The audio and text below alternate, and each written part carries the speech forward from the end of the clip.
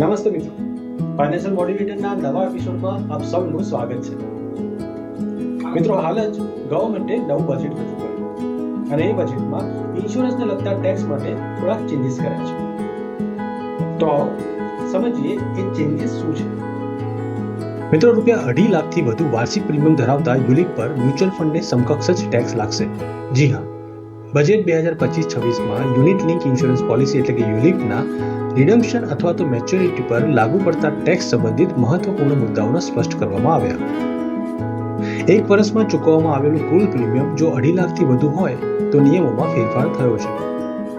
સરળ શબ્દોમાં કહીએ તો કલમ 1010D હેઠળ કરમુક્તિ ન ધરાવતી બધી યુલિપ યોજનાઓને ઇક્વિટી આધારિત મ્યુચ્યુઅલ ફંડ ગણવામાં આવશે.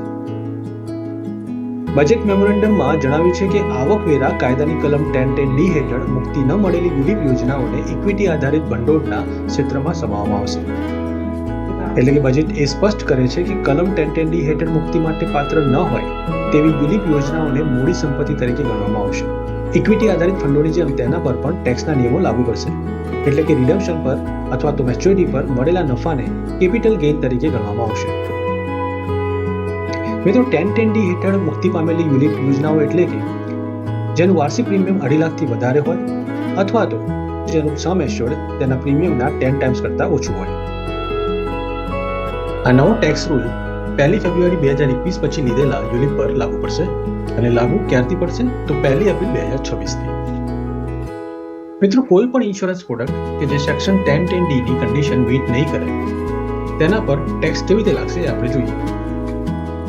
હું સિમ્પલ લેંગ્વેજમાં સમજાવું તો એવો યુલિપ પ્લાન કે જેની વાર્ષિક પ્રીમિયમ 2.5 લાખથી વધારે છે અથવા તો એનું સમ એશ્યોર્ડ એના પ્રીમિયમના 10 ટાઈમ્સ નથી, એ યુલિપની મેચ્યોરિટી અથવા તો રિડમ્પશનમાં જે પણ બેનિફિટ કસ્ટમરને થતો હશે તેની પર ગવર્મેન્ટ મ્યુચ્યુઅલ ફંડની જેમ જ કેપિટલ ગેઇન તરીકે કન્સિડર કરીને ટેક્સ લગાવશે. અથવા તો ધારો કે કોઈ ટ્રેડિશનલ પ્લાન લીધો છે, એની અંદર એનું વાર્ષિક પ્રીમિયમ 5 લાખથી વધારે હોય અથવા એનું સમ એશ્યોર્ડ 10 ટાઈમ્સ ના હોય તો એની પર પણ ગવર્મેન્ટ ટેક્સ લગાવશે અને એ કન્સિડર કરશે ઇન્કમ ફ્રોમ અધર સોર્સ તરીકે. ધન્યવાદ મિત્રો, આજ માટે આટલું જ. અને આવી જ ફાઇનાન્શિયલ ઇન્ફોર્મેશન માટે જોડાયેલા રહેજો. પોતાનું અને પોતાના ફેમિલીનું ધ્યાન રાખજો.